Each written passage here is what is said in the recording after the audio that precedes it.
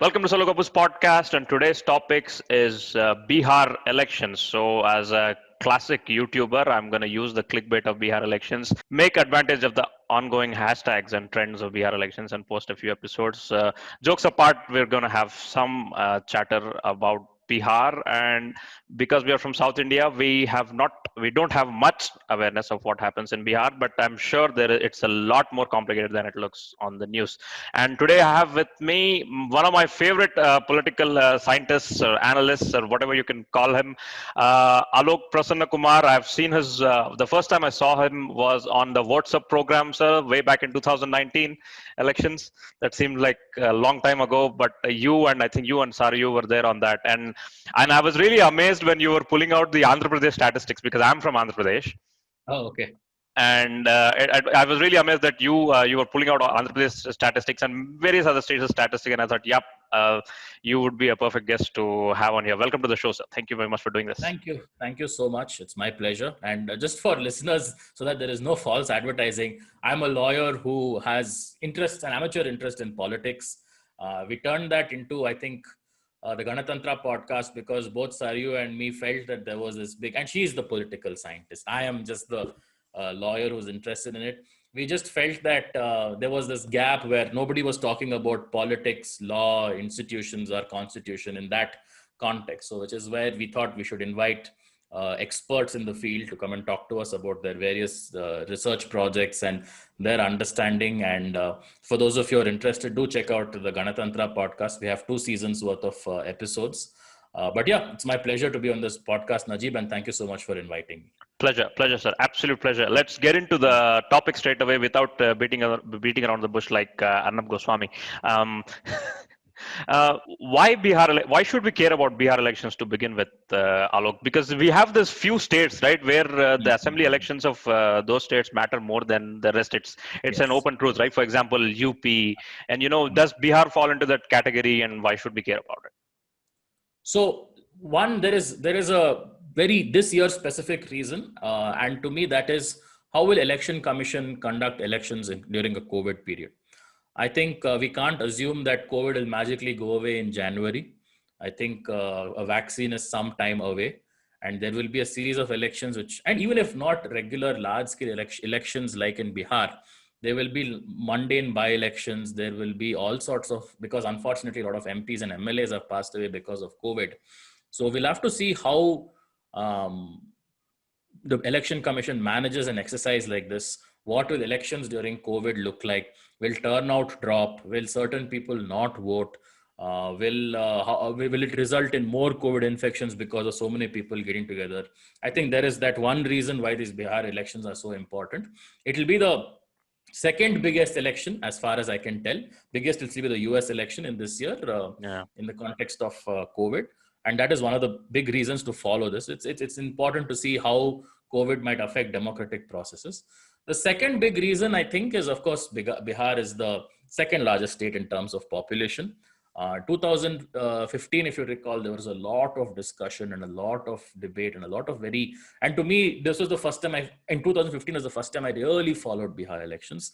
I think I really got Bihar politics a lot more. Otherwise, like everyone else, I used to go by popular caricatures in media of Nitish Kumar being whatever, pro-development and Lalu being pro-Gunda, whatever it is. Yeah. But thanks to Sankarshan Thakur's reporting, thanks to widening my reading of Bihar elections from different sources, I sort of understood some of the nuances of how caste, politics, gender, and I think one of the ignored things is gender. If we actually see and how the increase in women's vote share has been going up in the last few years, it's one of the things that is, I think, still being studied, not studied enough. And that we can't just assume that women are voting in the way that their men are voting, or they're just voting for exactly the same things. They are voting for different things. They have a different, and one of the reasons for Nitish Kumar's prohibition was that a large chunk of his vote base were women. So he felt that this will endear himself to women there. But anyway, the larger point being that we can't just see elections as competitions between different caste blocks. It is also, there are aspects of gender to it. There is also a class element to it. Will people in Bihar's cities, the smaller middle class, vote in the same way as Bihar's vast rural hinterland. Bihar is one of the least urbanized states in India. I think among the large states, it has only about 10-15% of its population living in cities, but it's also an influential population. So will that affect? And I think it's also a very interesting time for Bihar politics, because we have seen two major realignments in the last 5 years. We have seen Nitish Kumar leave the NDA and rejoin the NDA. We have also seen internally among the Dalits and the Mahadalits of Bihar a claim for who best represents them. Is it the Paswan family with the LJP, or is it Jitan Ram Maji with the Ham party? So a lot of churn is going on. And on top of it, we have larger national trends. So Yeah. it'll be interesting to see how much of national trends will affect. Because with UP, I think to some extent, it's a mix of both. We can't say simply it was just demonetization which gave Modi, or Modi's image which gave them the victory. I think there was a very careful element of caste engineering in the way in which the BJP won. So question will be, can the BJP repeat its success in UP, in Bihar, through a mix of quote unquote national issues with something like,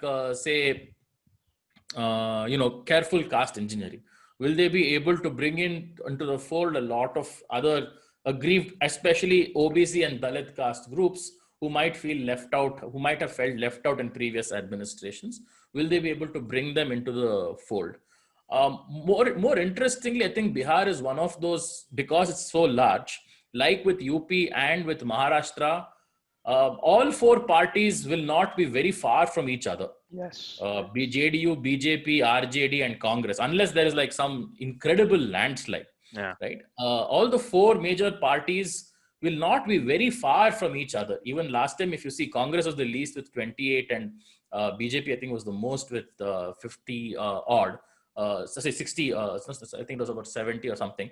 But the thing is that there are four major parties in competition. Of course, there are two large alliances, but we'll also see how these various, and I was just actually reading this interesting article, which sort of talks about both sides have various issues that they have to deal with. It is, I don't think it's a very clear case that one side has the big edge. One, as an incumbent, I'm sure Nitish Kumar will have a bit of an edge because they've started their campaigning early, and he's there in my mind space and so on. And the opposition lacks a figure like Lalu Prasad Yadav, who, Yes. for better or worse, can galvanize the Gadar, can galvanize the electorate in a certain way. But we'll have to see. I think Bihar is also reeling under three different trends that are taking place. One, of course, COVID, which is now properly reached the rural parts of India. We're seeing more and more cases come from rural districts rather than the large urban areas. Two, there have been very massive floods in Bihar. Yeah. We have seen that, and it's an annual feature in Bihar, but I think this year they have been pretty bad. They have affected many more areas. And three, the economic slowdown. Right. I think when the slowdown started much earlier than, say, the lockdown imposed slowdown. Yeah. But Bihar and UP and West Bengal and Jharkhand are among the states which send out a lot of migrants to the southern states and Maharashtra and Gujarat. And a lot of migrants would have come back. They would have lost significant amount of earnings. Yeah. How will that affect these elections? What is their expectation of the government? I think a lot of very interesting factors will come together. And Bihar being such a large state, it might, it's tempting to draw very wide conclusions from it, which was the mistake a lot of people made in 2015. Yeah. But what we are seeing very definitely in India is that voters are making a clear distinction between national elections and state elections. Yeah. Even when the two happen almost at the same time, the results look very different. Yes. If you just look at last year, in Orissa, people favored the BJP, even though the two happened at the same time. Yes. People favored the BJP much more in the national elections than in the local elections. Yeah. If perhaps a little bit of an exception to that rule was in Andhra, where Hmm. YSRCP did well in both elections. But Andhra is But like, that was yeah, not much BJP there. it But doesn't have like it doesn't have a yeah, national party in play, right? It yeah, doesn't have a national party like the BJP in play. The TDP was fighting on its own with YSRCP, so that was an yeah, exception. yeah. Um, Maharashtra, we saw that the state elections were very different. Even though BJP and Hmm. Shiv Sena fought together, the results were quite dramatically different. In Haryana, also the BJP won much fewer votes. They were forced to ally with JJP. Yeah. So, and of course, we have seen that in the recent past, Jharkhand has voted differently for national and state elections. So, which is why I think um, if trends continue, right, I think we will see people vote very differently in state assembly elections and in national elections. And we shouldn't make the mistake of thinking that one informs the other. Yeah. Maybe in that way, perhaps UP was an exceptional situation where a quote unquote national narrative played a big role in the outcome of the state assembly elections. Right. So I think in that way, perhaps Bihar will tell us how politics in Bihar has changed in the last 5 years. What do people make of Nitish Kumar leaving the BJP, joining the RJD, and then going back to the BJP? How do they make sense of this?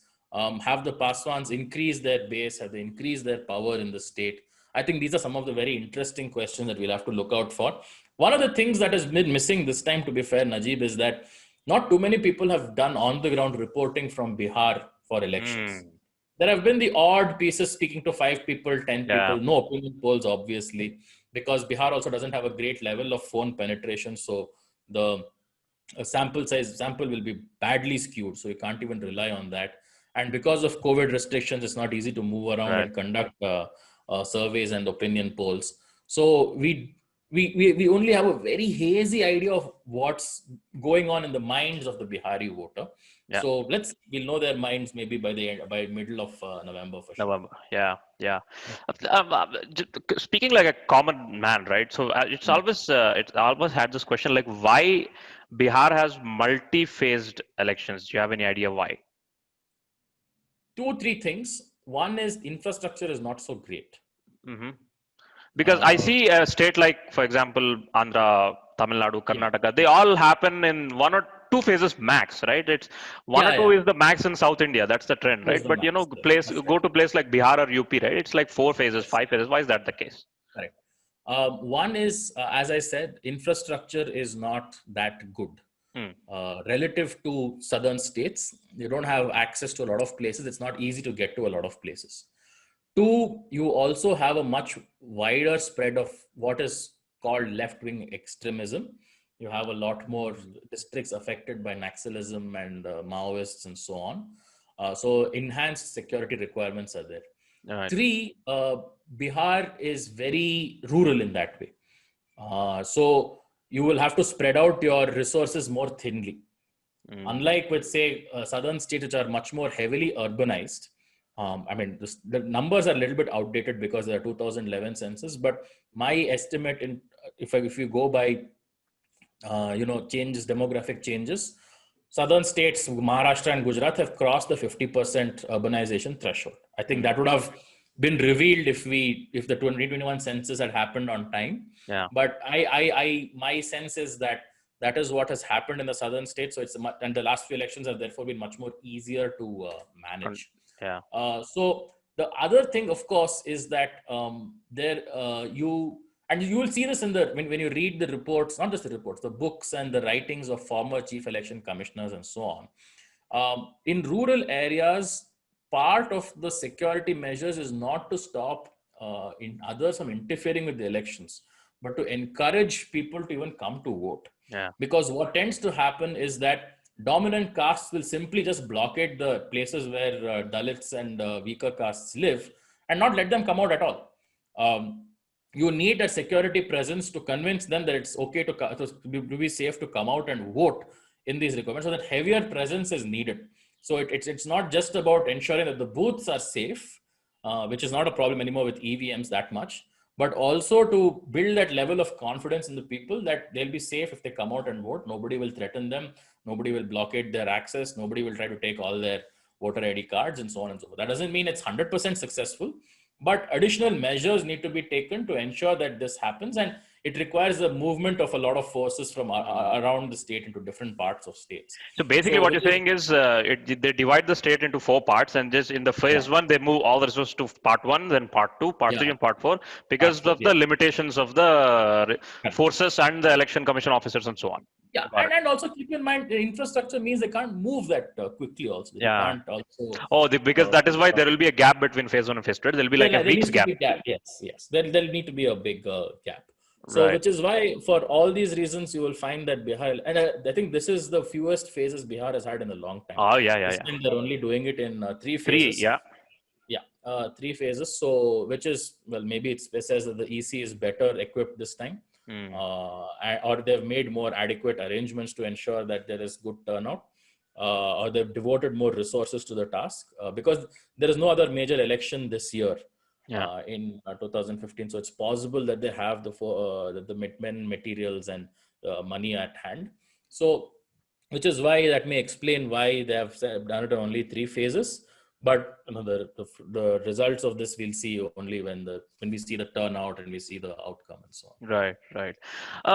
Moving back to last election 2015, right, is that the most one of the most fascinating alliances in India's assembly election history, because two old friends who became enemies and then they got back to beat a bigger enemy, and it worked so magically well, right? It's like as if Prashant Bhushan pulled out a rabbit out of his hat, right? It's like perfect Yeah. 100 seats for Lalu Prasad's party, 100 seats for Nitish's party, 40 for Congress.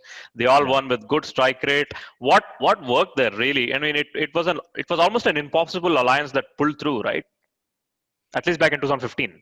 But in 2015, I think Sankarshan Thakur's book sort of talks about the longer history of Bihar politics, Mm.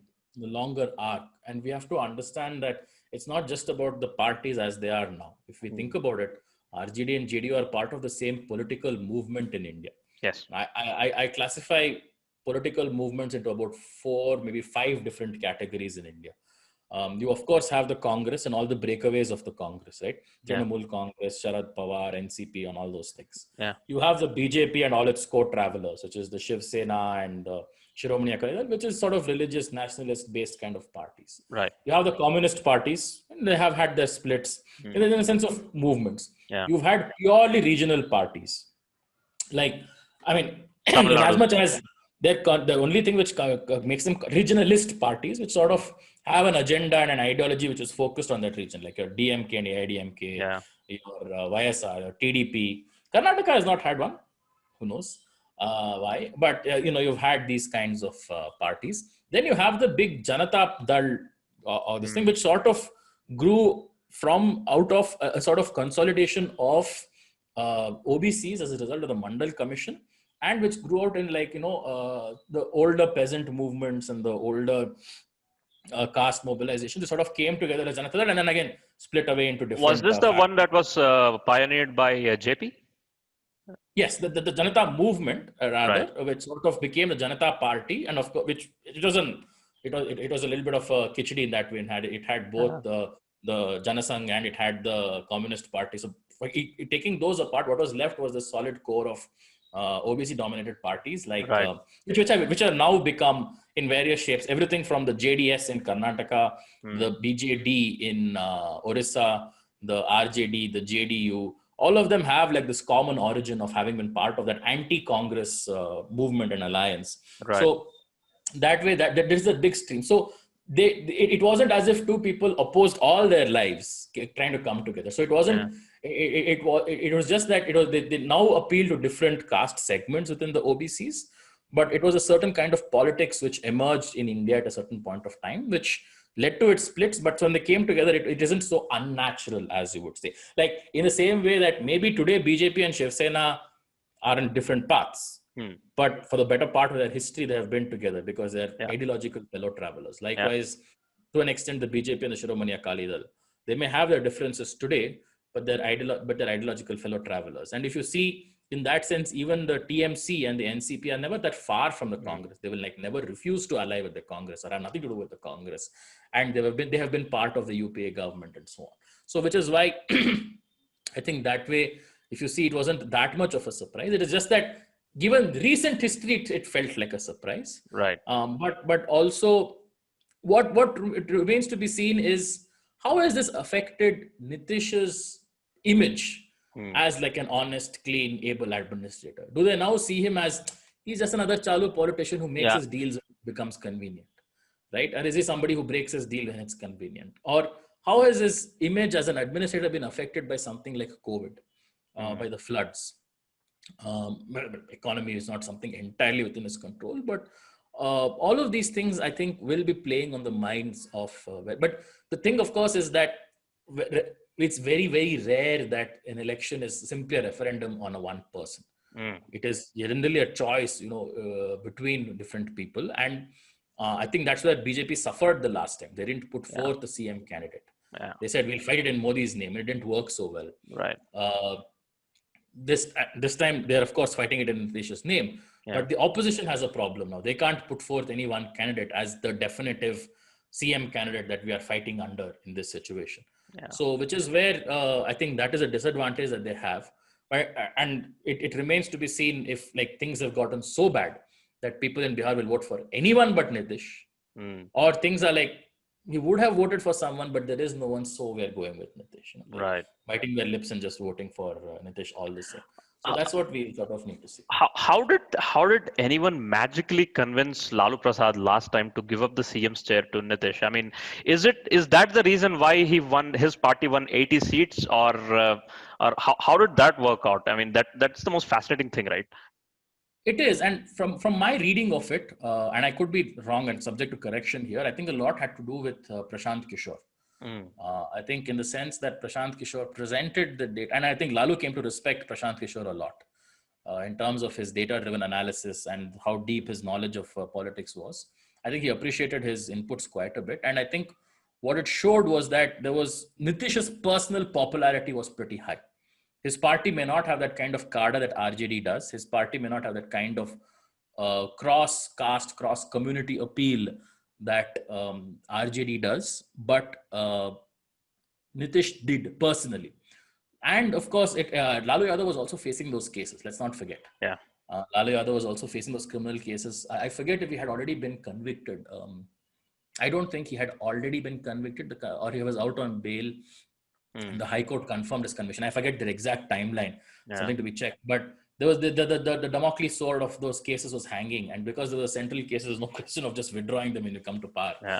So that was hanging over his head. So which is why I think he was, and given that his sons were also very inexperienced, they were still in their 20s. They won't have been in any position to claim chief ministership in any way. So, which is why I think it was a pragmatic and a choice that way to say that, look, this is the best candidate we have for a CM, and we need to project him as a CM in that way. So, I guess that was why it had ended up happening at that time. But now the RJD and the Congress don't seem to have any immediately viable CM candidate whom they can project as this will be our person, this person will be our CM.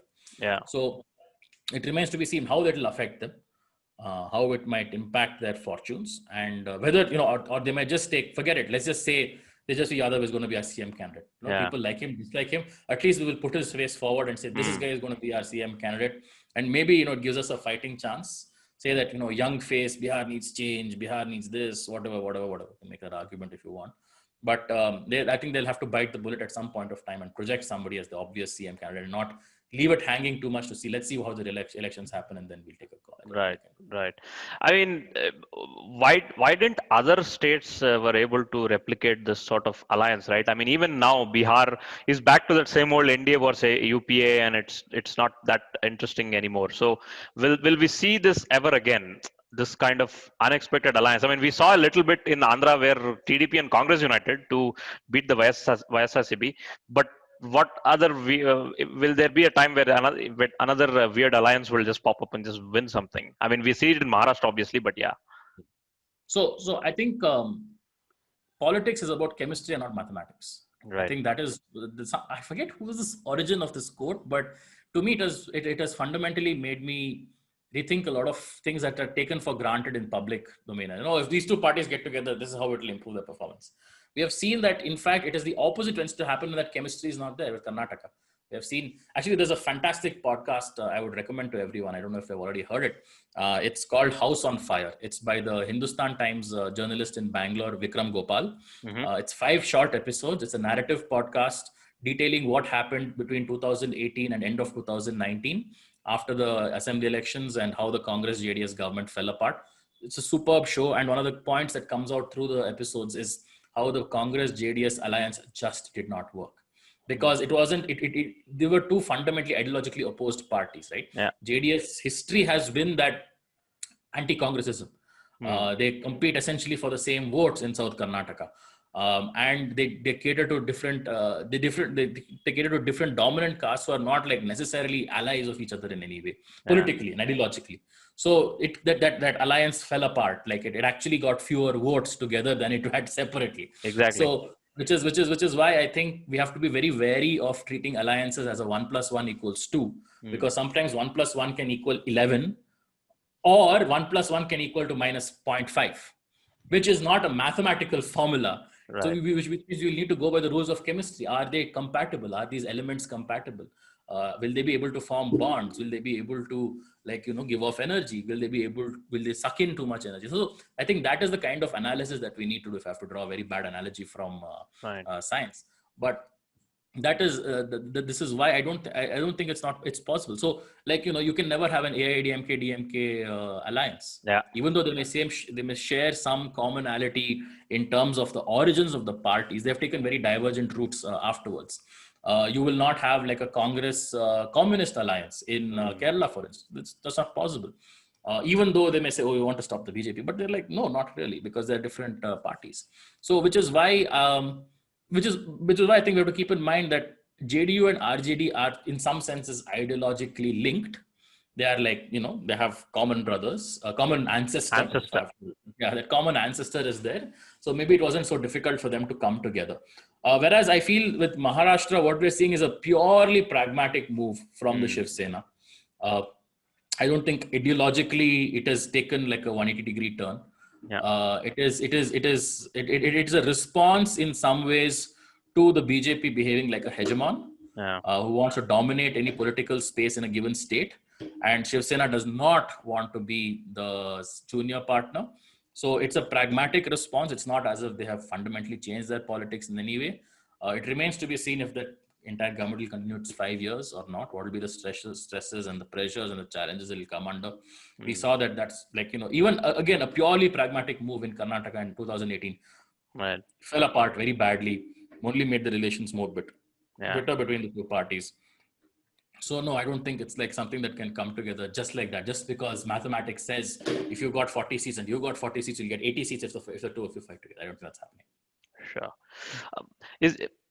And one more thing, why is it almost impossible to win a landslide in Bihar and just form a government on its own majority, right? So, if, for example, that is the reason why Nitish is not able to, untie himself from NDA, because Nitish was almost this prime ministerial candidate at one point, right? Back in 2014 and that point, But it's just this ties to NDA is what is really hampering his ambitions, right? So, will we not see a proper majority government anytime soon in Bihar? Because will it always be fractured like this? I guess we'll have to take into account the fact that Bihar, if it were a country on its own, it would maybe be the 9th or 10th largest country. I mean, subject to what the 2021 elections say, it's, let's see, what are the countries larger than Bihar? It would be, of course, the rest of India, the China, US, Brazil, Pakistan, Bangladesh, Indonesia, Nigeria. It'll be somewhere around, say, Ethiopia's population. Right. Ethiopia or Egypt's population, which is 9th or 10th largest country in the world. And you're talking about a political area which has had competition between various different ideologies and streams of thought. It's not like been dominated by any one party for eons and eons. Like you've had long stretches of RJD rule, you've had long stretches of JDU and BJP rule. Right. But I think there is a lot of political competition which happens in Bihar. That said, it's just possible the extreme circumstances under which this election is taking place might just give a landslide to the BJP and the NDA alliance. It's just possible because they have been able to campaign, they have the resources to campaign, and so on. But without ruling that out, I think what we sort of see is that Bihar is like as diverse as any country around the world. Yeah. Has a It's various just way too many people pleasing way too many voter bases, is what you're trying to say. Yeah, of course, and of course, all of them have different interests. All of them have different Yeah. competing interests. All of them have different levels of development and expectations from the state government. What needs to be done, what needs to do. So, which is why I don't think. Well, on the more specifics of it, I don't think JDU has ever been a mass cadre-based party. Unlike the BJP, which relies on the RSS cadre, or RJD, which has its own solid cadre built up over many years. I don't think JDU ever had that or has that kind of cadre strength at the ground level to guarantee victory. What it has had is, of course, good leaders at the top. Yeah. Good leaders at the top who have been able to deliver results in terms of administration, in terms of image, and reforming what needs to be done. So, which is why I think I'm not surprised that it's an Because easy. they don't even compete in all seats, right? Like, for example, JDU, the ruling chief minister, Nitish Kumar, there are 243 seats in Bihar, and he is only competing in 100 odd seats, and RJD itself is competing in 150 odd seats. They're not even competing in all seats. So, no, they're not. And because of the seat sharing mechanisms, they will never. It's unlikely that any one party will be able to. Even when the BJP contested all the seats on its own, it wasn't able. It had a very poor net return on its efforts. So I guess the dynamics of this multi-party system, and keep in mind we also have a first past the post system, right? So it doesn't matter if you get 40% or 50% of 40 or 45%. If somebody gets one vote more than you, they win.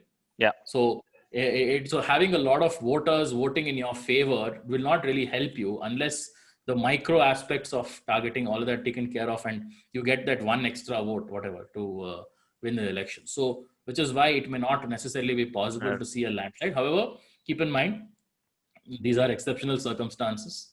We have a fairly weakened opposition. We have a weakened in terms of all the buffet that it has affected. But we also know that the resources are much greater on the side of the BJP and the JDU. So it could happen in this time also, but we can never tell. But I guess historically what might explain the fact of Bihar's seats and all of that could be the fact that you've had competition across various communities and castes and groups through these parties. Okay. Possible moves from BJP to unseat Nitish if they win. Will they ever do that? Or if the NDA wins, Nitish will be the CM for the next 5 years? Because BJP is not the kind of party that will just keep quiet and just work under someone, right?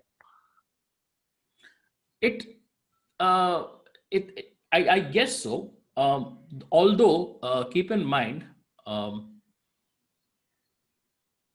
it'll be difficult for them to predetermine unless they know the results.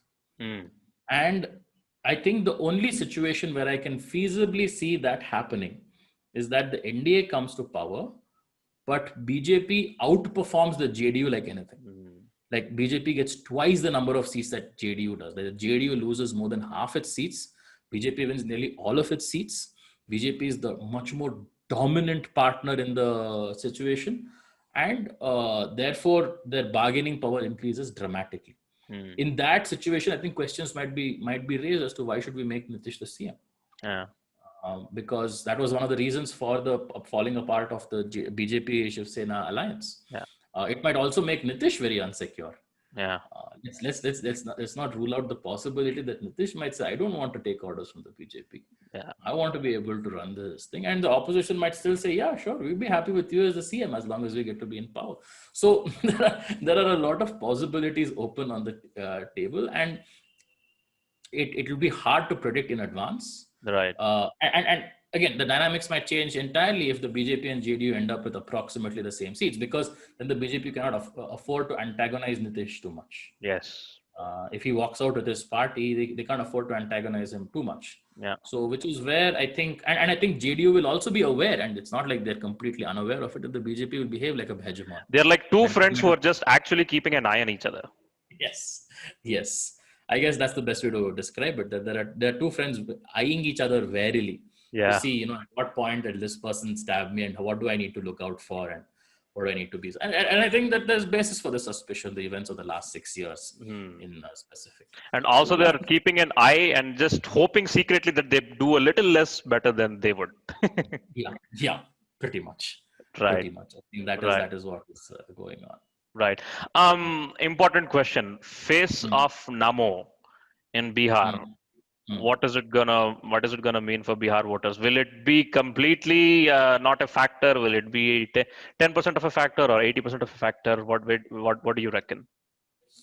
It'll be hard because I think one thing that the prime minister won't be able to do is address too many physical rallies. Yes. I don't think that is happening, and I think most of the rallying and the stuff will have to happen Virtual. remotely, Yeah. virtually. I don't know if that will make an impact, but also, I guess, and as I go back to the original point, people know the difference between a state election and a Mm. national election. Mm. And BJP has also realized by now that it just can't go to an election with only Narendra Modi's name and saying just vote in his name. That happened maybe once, Mm. if I'm being generous, in UP. Yeah. Um, but in the context of Bihar, I think where you have fairly well-established leaders in both parties, in not both alliances, it may be hard to just ask for votes in.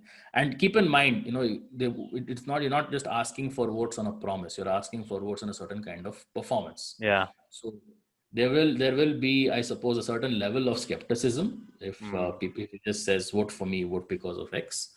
So, which is why I suppose it'll be interesting to see to what it may be that Narendra Modi will address a few rallies, but might just leave it to the JDU and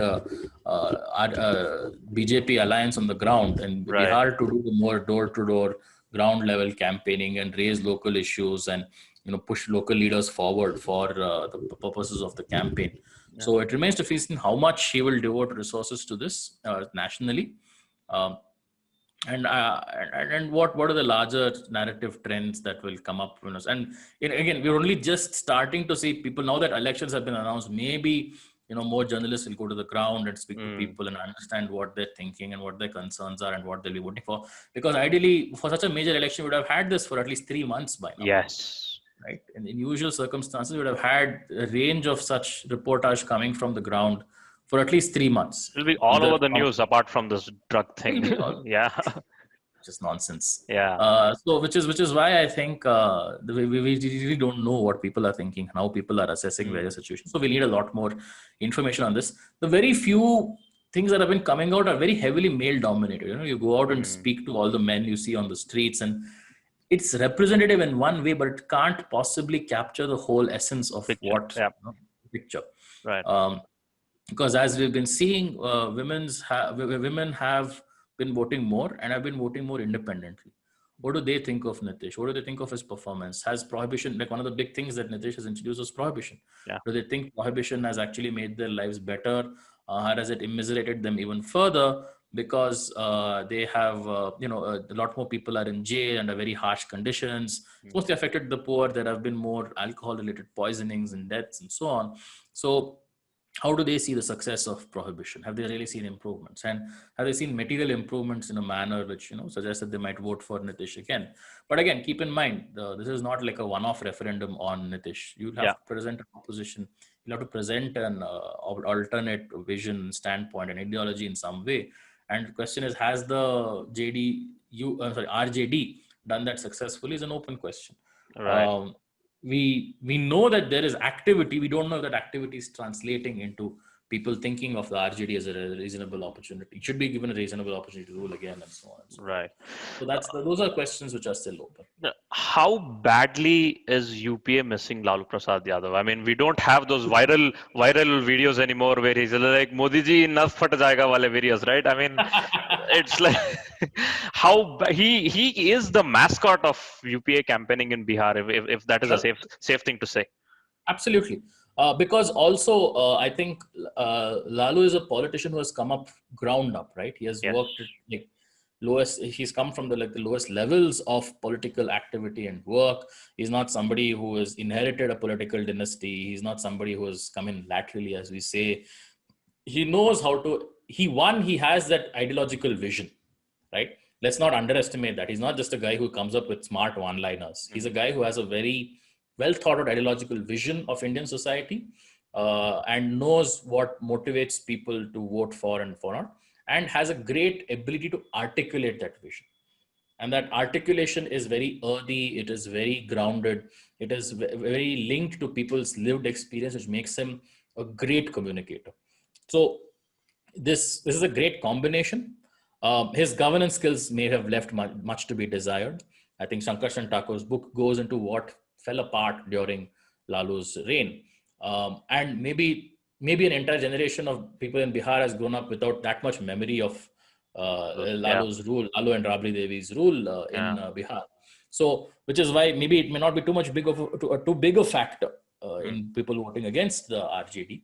But I think at some definitely, I mean, it simply cannot be denied that biggest vote puller, and it's for these reasons. And it's not easy to replicate for anyone over a period of time. Not even his son. Not even his son. Yeah. Definitely not. Because again, this is more of a case of an inherited political dynasty, right? You have grown up in power. You have not grown up being powerless, wanting ways to get to power. And everything changes when you have grown up in that power. Everything sort of makes a huge difference.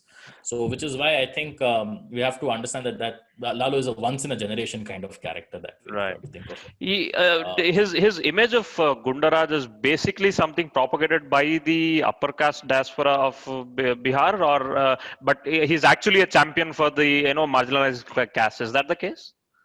I guess it's some mix of both. There was definitely an upper caste propaganda about Bihar is Gunda Raj, Jungle Raj, or whatever it is. Yeah. But we can't deny the factors on the ground. Yes, I suppose especially Dalits and OBCs and backward castes in Bihar felt more empowered during Lalu Prasad's time, but it did translate into material benefits. Right. It didn't translate into material well-being. Right. And I guess that was in some ways where Nitish and the BJP were able to exploit that gap. To say that, yes, you may feel more empowered and confident, but that's just like one threshold. Here we are offering you better. You will actually see the improvements, right? You can build on that improvement. So I guess maybe what Lalu's governance failed to deliver was that material improvement in people's lives. Keep in mind that he also had one big resource constraint imposed on him in 1999. Jharkhand, which accounted for nearly more than 50% of Bihar's revenues, thanks to the industry, because that was the industrialized part of Bihar. That was the more urbanized, even though paradoxically it was a tribal part of Bihar. It was also more urbanized. It had you had large cities like steel plants, and Ranchi and so on. And you had industries there. And of course, the revenues that came from the mining. All of that was lost. And I think Bihar lost nearly 50%, maybe if not more, slightly less around that time of its revenue, even though population-wise it wasn't affected that much. Area-wise it was slightly less, but in terms of revenues for the state, it was severely impacted. There's a charming story told of how Lalu basically told his bureaucrats, like, look, we've lost Jharkhand. I don't care what it is that you do, get our revenues back to their original position. So one of the things that they realized was that, let's see these BSE Sensex companies. Surely some of them are based in Bihar, right? So they eliminated all the Infosys of the world, which don't have any presence in Bihar. Right. They came up with a list of these FMCG and manufacturing and automotive companies, and methodically went one by one to see, are they actually paying their taxes in Bihar? And then they realized the levels of corruption and the low bureaucracy. Then they realized how easy it was for these companies and their distributors to get away with paying nothing by way of tax, simply by bribing the people at the border checkposts and the tax officials and so on. So a big cleanup actually ended up happening because of the revenue loss in Bihar. And one of the big things was that Hero Motorcycles, which sells so much in Bihar, surely they should be paying more tax than what we're getting from them. So things like that. There was of course all these administrative and other constraints, but I think that is what had happened. Right. In this pandemic, right, if the voter turnout is low, it's I don't know if it's that safe to assume, whose loss is it or whose gain is it? It's hard because the research on voter turnout and anti-incumbency is inconclusive. I mean, I say inconclusive, I mean to say that nobody's been able to establish a clear causation to say that lower turnout either benefits the incumbent or higher turnout benefits the incumbent. Nobody's been able to draw a very clear answer to that. Right. In this case as well, I don't think it will be possible to make a very categorical statement. Because again, one thing to keep in mind, voting percentage doesn't determine if you win or not, Hmm. right? It is at the end of the day getting that one vote more than your competitor. Yes. So it's extremely hard to predict simply on the basis of how many people are likely to turn out and vote as to what will happen in these elections. I think uh, it may lead to a lot more uncertainty, but I have a feeling that higher or lower voter turnout, maybe ex post facto will be wiser to the fact and say, oh, okay, low turnout helped this party because they won. But that's just the case of ergo hocta prop hocta. This therefore that happened, right? There Yeah. may not be no causal link between the two. Hmm. So I think we have to be very wary of making such conclusions that lower turnout may help this party or that party. Lower turnout is a bad thing in a sense that people have been dissuaded from exercising their democratic rights as a result of the pandemic and the restrictions and the difficulties that they're facing because of it. But I don't think we should draw neat conclusions that this will help this party or that party or that party or this party. Right. Interesting constituencies to watch out for. I mean, any upsets or surprises to look out for in your opinion? If you We won't know until I guess we'll have to see who will, because things have changed, right? Hmm. Those who were in the ruling party when they won last time are in the opposition now, and vice Hmm. versa. So, and we'll have to see who gets denominated, who doesn't. I have a feeling there will be a bit of a churn in this time's election because the caste dynamics have changed, parties have changed those things. So, I wouldn't unless we know who has been nominated to which Hmm. constituency, who will be fighting whom, and what will be the dynamics of that. It'll be very hard to pick out specific constituencies on that basis. Right. If you had to bet your savings on some on one side, where are you betting in this election? If I have to, no, absolutely, if I have no choice, okay, I would say that I would bet on an NDA win. Same. If pushed to the wall, Right. if pushed to the wall, I would say that the most, again, this is only without any data, this is Yeah. without any ground reportage, this is, I guess, at some level on intuition and some level of tea leaf reading as to what has been happening and going on. I think what tilts the balance, two big factors which tilts the balance in NDA's favor, Hmm. is that one, they definitely have more resources, being the incumbent and also the BJP's resources. There are double incumbents, that. Right. And two, it's also about the fact that they have a CM face who is projected, whereas the opposition does not necessarily have it. Yeah. Maybe more voting will make it clear. Are people tired of Nitish Kumar and want a change? Just anybody will do, but Nitish Kumar Hmm. has it reached that level? We don't know yet. We'll know if there is some proper polling from that, yeah, or is it that the effects of the pandemic, the restrictions, and the return of the migrants and the economic losses, whether all of them have soured people to BJP and JDU generally, we don't know that yet. Subject to these two things, I would still say it's definitely advantage NDA in these elections. Right. Right. I'm gonna ask a question which only we have been speaking for past 45 minutes, and I'm gonna ask you a Yeah, question which actually deserves only 1 minute of this entire 45 minutes. Okay. sure. Sushant Singh Rajput effect on Bihar elections? Yes or no? No, No. That's it. That's no. the time this news deserves. And folks, I think that is I think that is that is exactly the amount of time it deserves. And I think folks, I think that is a good note to end this podcast. I mean, Yes. very, very fascinating to hear your thoughts, Salok. Thank you very much for doing My this. pleasure. My pleasure. And thank you so much for having me on the podcast. It was great speaking. Is there a place on social media or online where people can discover you and your work and so on? Can you please mention? You can try and follow me on Facebook, but I'm very judicious about who I add as friend on Facebook. I deleted my Twitter account 2 years ago, but people are free to follow the Ganatantra podcast Twitter account. We also have a Facebook page. Please look for Ganatantra podcast on Twitter and on Facebook. Please do follow us. We are in discussions, and maybe who knows, in the coming weeks and months, Saryu and we may restart our podcast in some shape or form, given all the things that is going on. So do follow us, and we'll keep you updated about our plans, and hopefully you'll hear more from the Ganatantra podcast. That's it from Sollu Kaburz Podcasts, ladies and gents and other genders. We'll have one more episode with Saryu on Bihar elections. Till then, stay tuned on this page. That's it from this podcast. Bye.